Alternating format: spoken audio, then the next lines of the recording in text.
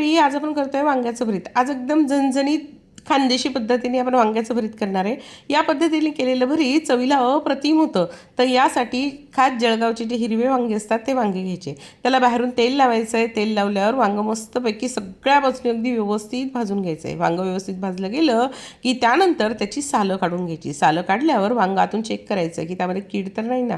नसेल तर मग वांगं छानपैकी असं फोडून घ्यायचं आहे. त्यानंतर एखाद्या रवीच्या सायनी किंवा तुमच्याकडे जर बडगी असेल तिच्यामध्ये छानपैकी ठेचून घ्यायचं आहे, म्हणजे भरीत छान एकजीव होतं. एका कढईमध्ये 3 ते 4 चमचे तेल घ्यायचं आहे. तेल गरम झालं की जिरं घालायचं आहे आणि त्यानंतर मुठभर शेंगदाणे घालायचे. शेंगदाणे आपल्याला खमंग भाजून घ्यायचे आहे.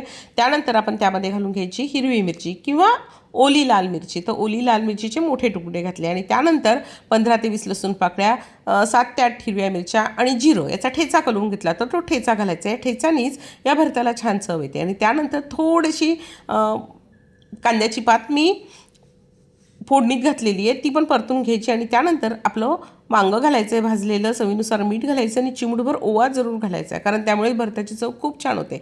कमी गॅसवर मस्तपैकी भरताला तेल सुटू द्यायचं आहे, म्हणजे वांग्याच्या भरताला खरी चव येते. आणि सगळ्यात शेवटी घालायची आपल्याला कांद्याची पात. लसूण पात असेल ती घातली तरीसुद्धा चालेल. कांद्याची पात घातल्यावर सगळं एकदा मिक्स करायचं आहे, गॅस बंद करायचा आहे आणि सगळ्यात शेवटी कोथिंबीर घालायची आहे की तुमचं मस्त असं वांग्याचं भरीत तयार.